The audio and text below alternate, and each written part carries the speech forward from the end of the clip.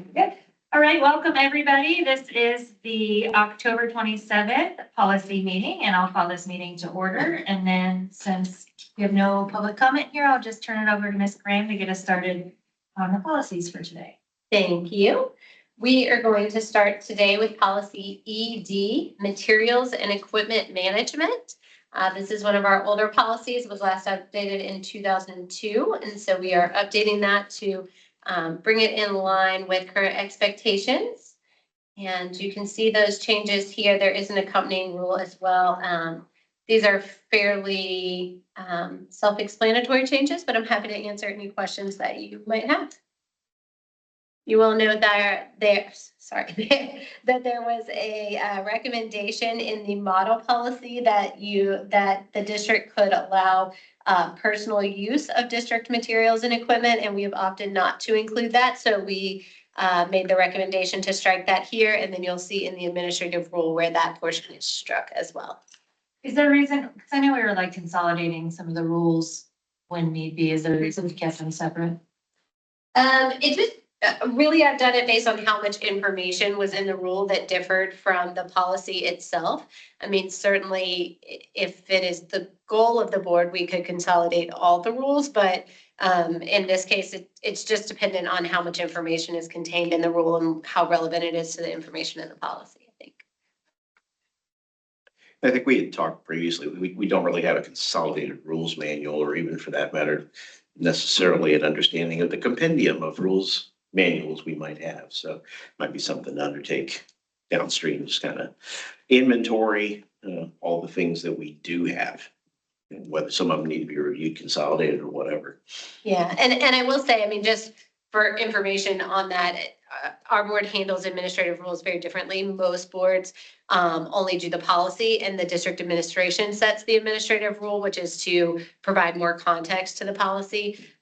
This board has traditionally undertaken to do the administrative rules in the same manner. And so that, I think, is sort of why some of them have run together, and there's been some confusion on the policy versus the rule and that sort of thing. Yeah, I think you were talking about too, some of the like administrative rule that we haven't even done as board that are like operational rules or different things that might not. I think that's what he was also. Procedures. Yeah, procedures that like we don't capture in policy, but aren't necessarily captured in some sort of location. So I agree with Jim on that. But as far as this policy goes, I have no other questions, so.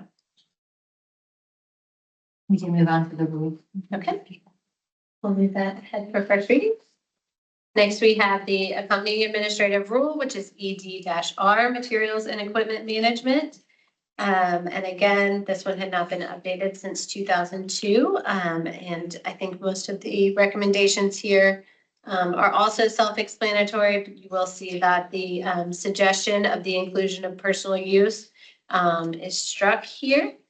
And I'm happy to answer any questions that you have. I will say, just for clarification, things that are highlighted in yellow are district recommended changes differing from the model policy. So if it is included there, then it is a suggested insertion. If it is struck through and highlighted in yellow, it is a suggested deletion. And what, like, because you were saying that some of them say like that they would allow them for other use. When would people usually do that? So there was a proposal in the model policy talking about personal use. I suppose that if someone wanted to borrow some of the district's equipment to use for personal use, the model policy includes a way that that could be done upon approval, but the district did not feel that that was necessary, and so that's why it is struck in our recommendation. That's fine. I was just curious as to if that was like a common thing. I suppose that some districts must allow that from time to time, yeah.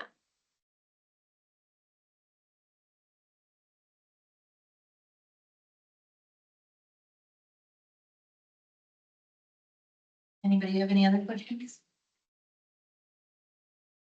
We will move that one forward for first reading. All right, next we have policy JKD, suspension of students.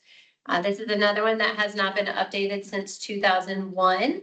And we added some language here and in the accompanying administrative rule to try to provide more clarity on suspensions and the process surrounding suspensions as well as appeals. And so you'll see that information included there. I'm happy to answer any questions about them.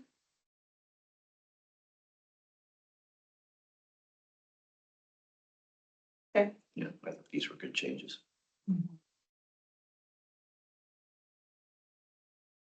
May I ask a silly question? With the changes that are in there, I would have assumed that that would have been known, was that not happening? People trying to go on campus. What were you saying? Which parts? Oh, about Yes. not being allowed Yeah. on campus. So sometimes there is some confusion about that, students feeling like they could still come to extracurricular activities or sports or things like that. But also that was an addition in the model policy. But we did recommend adding out of school suspension because this policy also addresses in-school suspension. And so we didn't want confusion about not being permitted on campus if you have in-school suspension.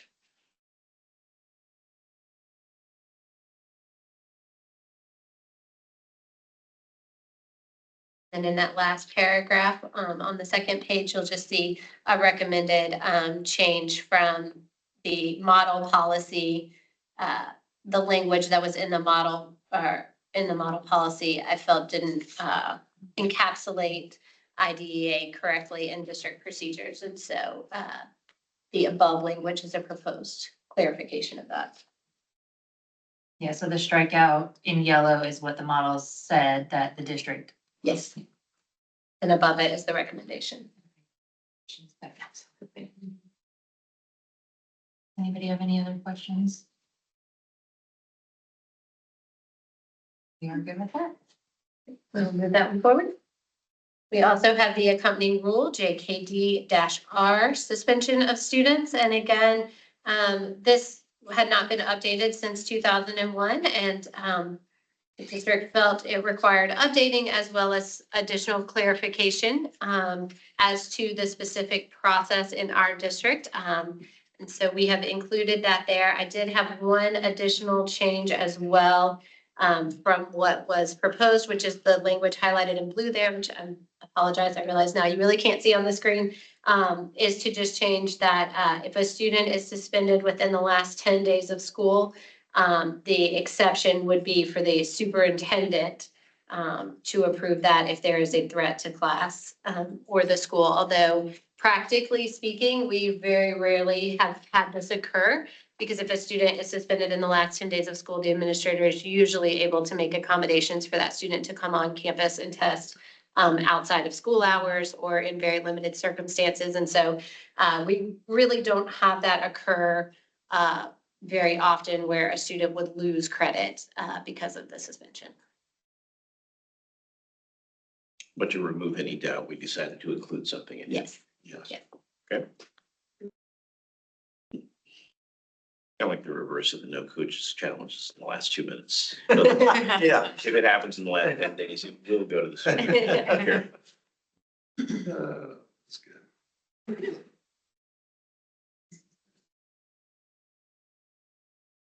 So we did we add, are we adding that, the appeals, about the 5 days of school, like the parent leave? Yes. Okay, that's That section just to is clarify. the first paragraph is recommended by the district, yes. I think it's good to capture that because I do know people have a little bit of confusion as to that process. So Yes, and that would align with our other appeals process for expulsion hearings as well. So we just decided to include that 5 days there, and we are also updating all of our forms to make sure that everything reflects that notice of appeal. then they cannot repeal suspension to the board, correct?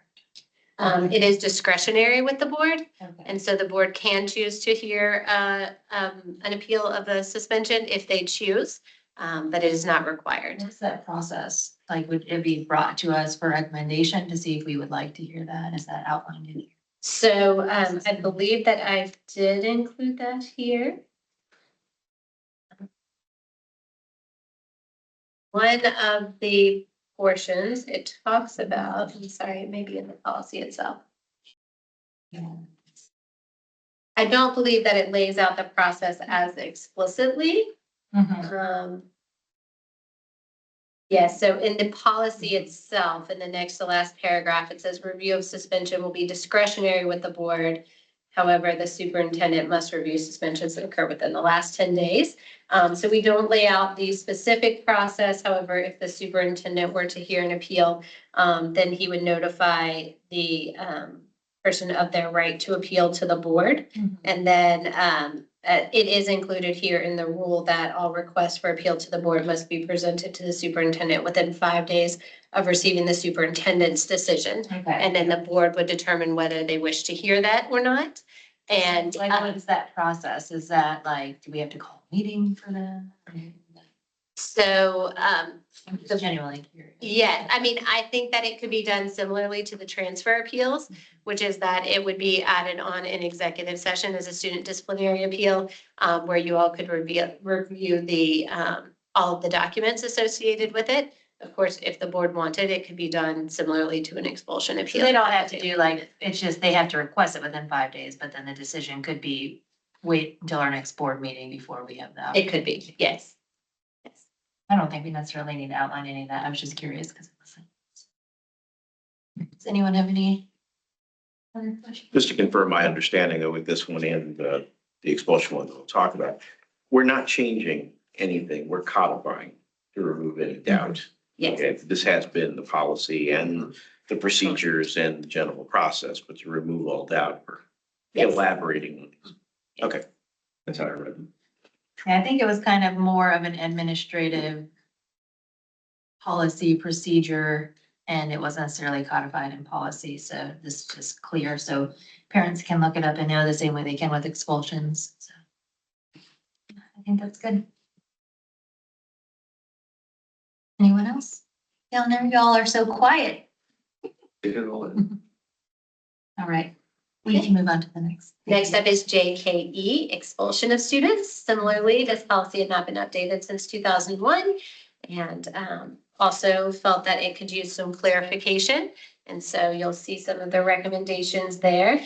Primarily, one of the things that we've addressed in both the suspension and the expulsion policy is clarifying the right of the superintendent or the board or the principal to delegate their authority to others in the school or in the administration to address disciplinary issues. So you'll see that throughout. And then again, here, there's some clarification on the language regarding students with disabilities. Where's the weapons? Wasn't that practice too, or are you just putting that? Yes, and there is a separate policy, JICI, which addresses that. Mhm. In fact, the model policy only includes the reference to JICI, but I thought it would be prudent to include that statement there. That is the expectation that students in possession of a firearm on campus will be expelled for 365 days. Do we in JICI outline like other weapons? Is it comparable or? I believe that policy addresses multiple weapons, but Okay. the statute regarding the 365 day specifically applies to firearms, Okay. not other.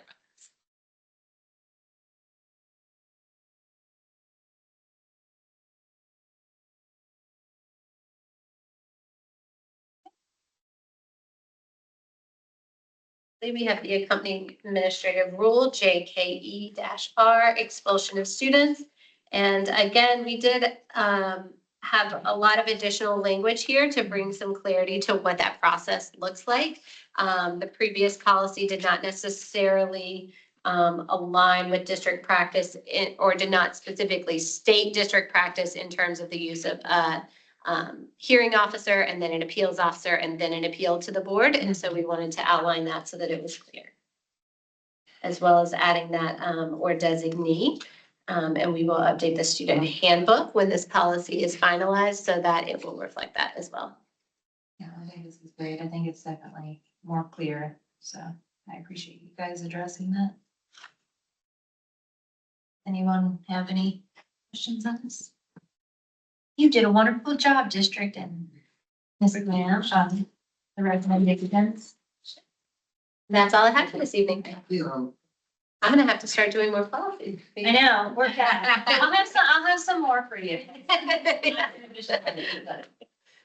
You know, I think we're all a good team and you guys, make good recommendations and, yeah, so, Public comment?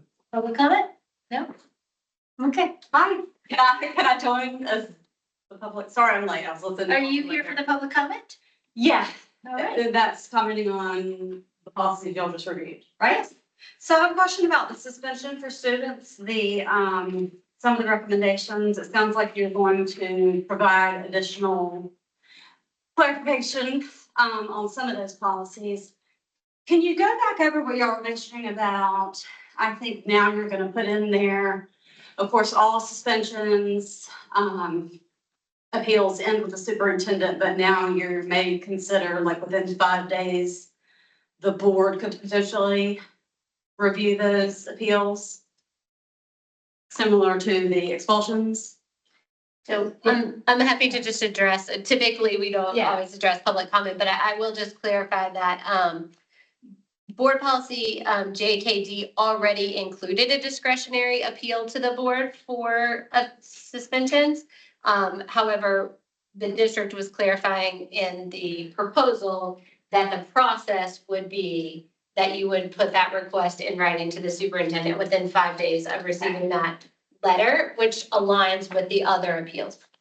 So how would that go to retroactive decisions? Like, it'll be, now it's gonna be a policy. If it's So- something that's active in the past, it's not gonna be a policy. So this policy is not passed yet. This is the first Okay. presentation to the policy committee. And then there would be a first reading at the board meeting, the first board meeting in November, and then a second reading, and then it would take effect. And so anything that is active at this time would fall under the current policy, which again, it is worded substantially similarly in that it allows discretionary appeals of suspensions to the board. They're gonna be 5 calendar days or 5 business days? It is listed as 5 school days. School days, okay.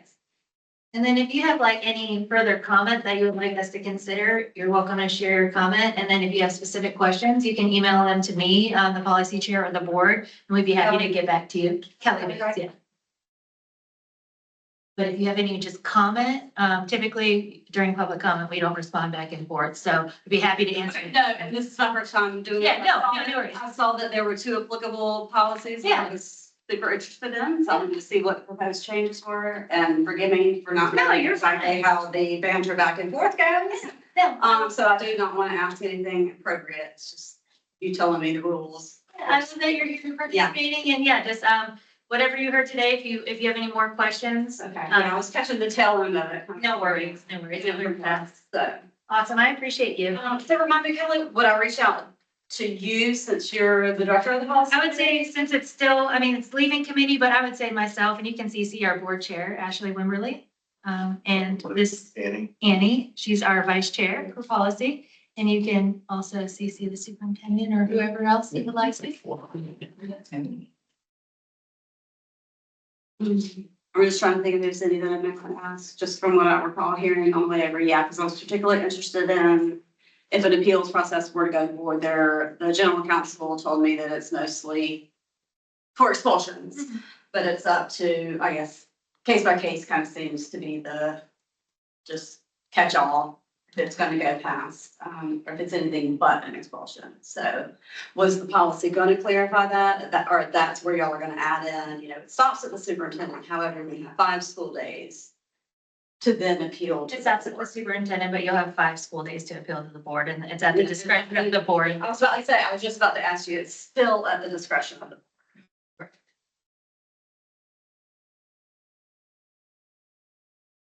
I appreciate that. And since that's the end of our public comment, I will adjourn. Thank you.